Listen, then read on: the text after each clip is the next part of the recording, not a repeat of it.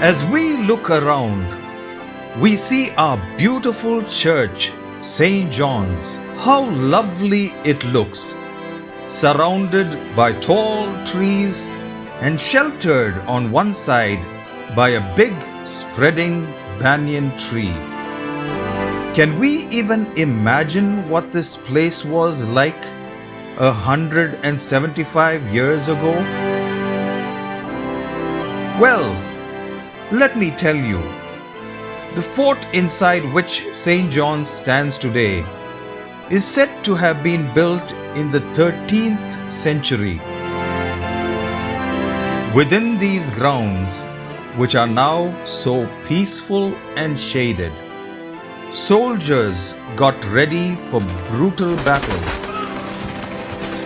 It was here that the wounded were looked after, and food was cooked for the Mughal soldiers.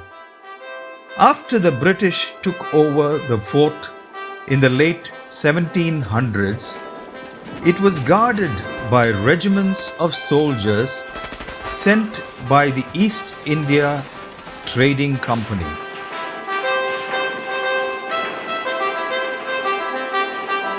To begin with, it was a church for the officers of East India Company. They used to meet in different places. There was no church building. They met in some officers' bungalows and some other temporary shelters. A chaplain was often sent from Madras to minister to the soldiers. There was no specific building, and they usually met in tents or family homes. The first chapel within the fort was built in 1792 and was known as Toriano's Chapel. It was small and well used for a while, but fell into despair as the soldiers moved on and there was no one responsible to look after the chapel. Then gradually in 1830s, they started considering having a permanent structure. So they built a temporary permanent structure. They called it a chapel at that time, built by a certain person. Then later on, the person who was in charge of the garrison here, he felt it would be good if we have a permanent structure. That is how from 1840 onwards, they started considering building a structure, and then they decide on the location. And they built it in 1846. The church that was built in 1846 was to be called St. John's after the great apostle. The cost of the building at that time was rupees 5,559. The church was built to seat 280 people on wooden pews, a large sweeping nave, a sanctuary, 2 vestries, and beautiful stained glass windows were added. Broad steps led to a porch supported by 4 large pillars. A year after the church was built, a separate bell tower was constructed at the center of the front wall of the compound. If you climb and read the inscription on the bell, you see it was donated by some churches in the UK. After independence, the ownership of the church was transferred to the Indian Church Trustees. In the early 1950s, records show that St. John's had only 16 registered members. Today, we have about 500.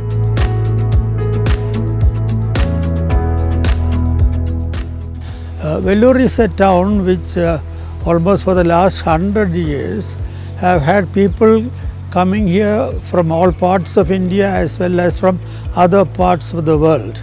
And all of them who are not familiar with the local language have found St. John's a home for them. In 1976, I found that our children don't have VBS, Vacation Bible School, because there was no English VBS in Vellore town. So I asked Reverend Pratt whether we could start VBS for our children. He very happily agreed. That's how the English VBS started. I came to St. John's in 1975, and from that year onwards I became responsible for taking the girls' Bible class, the senior girls. So that was 9th, 10th and 11th before they went for confirmation. It was a challenge, it was a responsibility, but I loved it. We met in all kinds of different places, wherever there was space, in fact. We met on the roof of the pastor's house with the monkeys. We met in the lounge, the pastor's lounge. At times we met in the guest room, but when that was locked, we even met in the CMC bus. The church roof started to collapse, and in '84 there was a roof renovation committee of which I was the treasurer. And I must recall that Paul JEBAGNANAM, the engineer, he wanted the new church to look as good as the old church. So I still remember him paying attention to the smallest details. It was purely on a wooden roof. Then they removed the entire wooden roof and this new concrete roof was built. Not everybody could build that concrete roof, this kind of a roof. 8 pillars were inside, and they were so big and it was hiding, and so he asked them whether they want 8 pillars removed or only have 2 pillars on either side. Then they said it's better to have at least 2 pillars. So it becomes more roomy and airy because no 2 big structures are not obstructing things. St. John's Church has a somewhat unique architecture which we have tried to preserve in spite of the renovations, so that even though the structure has been strengthened, the original format has been retained. The only additional thing is a ramp was built there. My husband was always my stick to climb up and down the stairs.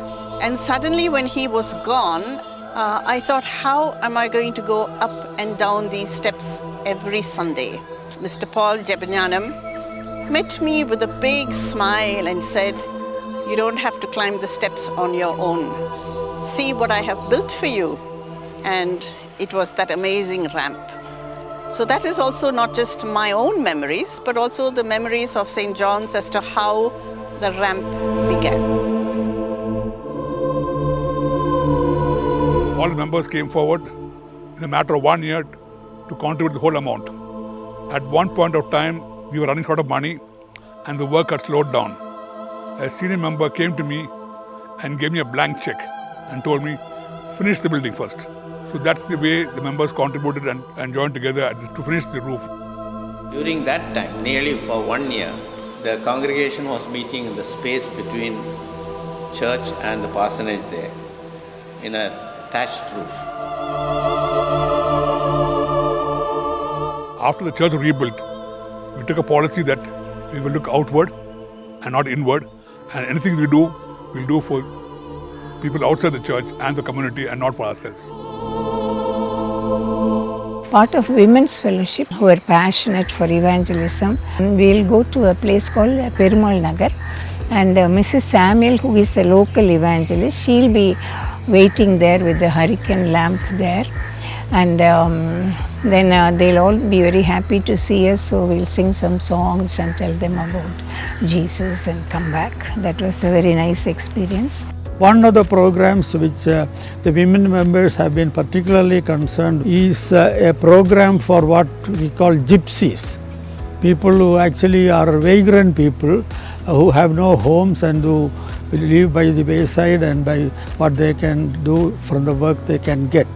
Now this had become the particular concern of a member of the Women's Fellowship, and that now has grown into a big program attending to different small communities where the local children could go to school, because otherwise they would have been just wandering away. Tamil Sunday School is conducted for, it started for children who came begging outside the church. And then we brought them inside and we started teaching them, and of course the adults joined in. So we have now children, adult, youth, different groups. We teach good habits and things like that. We help them in their education and other needs, medical needs.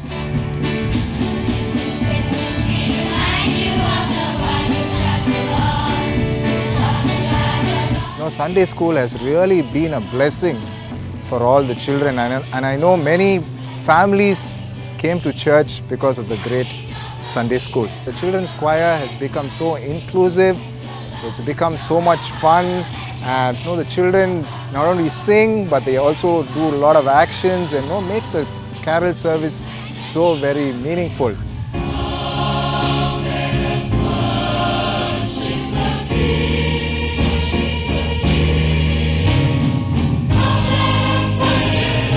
Very good choir directors in the past, and they passed on the mantle. The church choir actually is a beautiful family, group of people, members of the church who love to sing, who love the Lord, and when you have this combination, it's really a blessing. And every time we've sang, especially for our Christmas services, it's been a real blessing. So the church is actually blessed with its members who participate in a lot of the activities.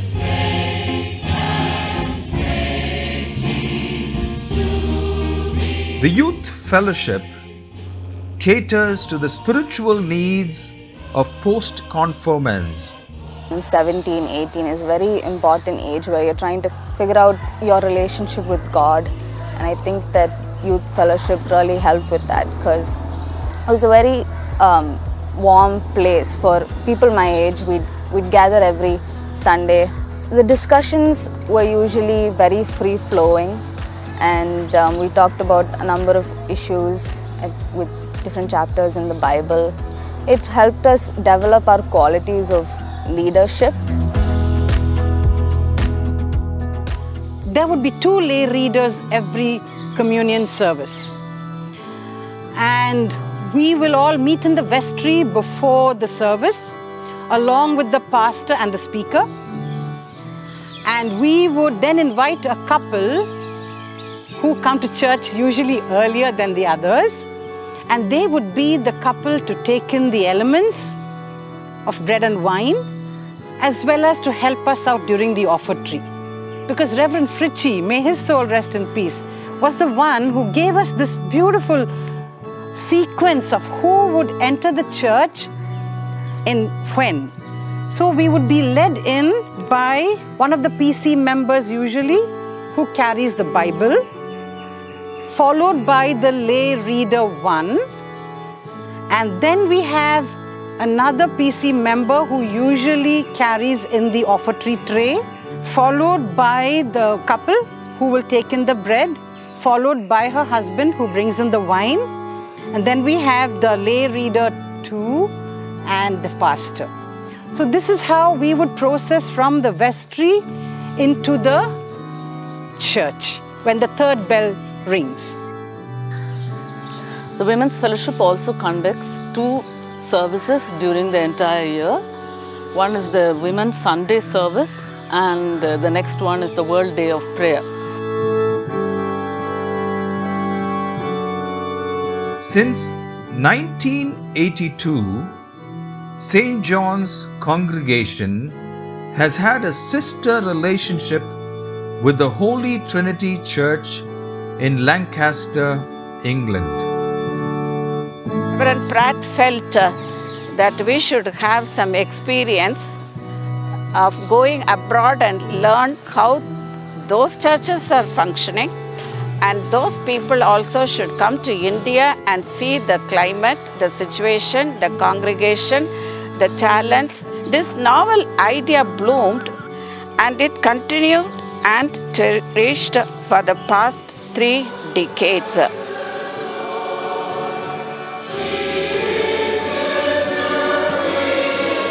On Harvest Festival, we organize sales to raise money, and every Sunday we Women's Fellowship used to take part in selling coffee, and that money goes for a project. The Women's Fellowship is a very strong, active part of the church and is involved in the various outreach activities of the church and are committed to serving through a number of the projects which have grown from desperate social needs in the town.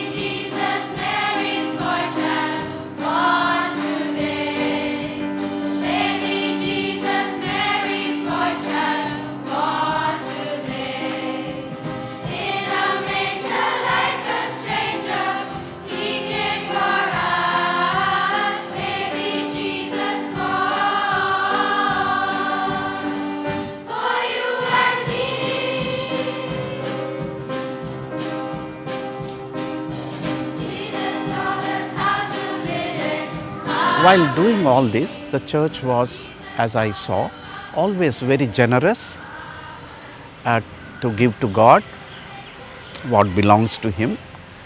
And there was never a situation where a need arose and the pastor or the pastorate committee announced and the money was not forthcoming, whether it is for local needs, for poor children, or for supporting some projects of the diocese, or helping Mother Teresa, or a earthquake, floods, anywhere. St. John says, it is always sharing life with others. It is not just having the blessedness for ourselves, but it is always to be a blessing for others. By taking part in the life of the children, the young, the adults, and the aged one, whoever is in need, we are always ready to be available for others. It's not only I'm just ministering to the people, but it is more that I am learning how to be partnering with the congregation to serve people around us. May God bless St. John's as he have journeyed with God in the last 175 years. Let us go forward and serve God and people in the days to come.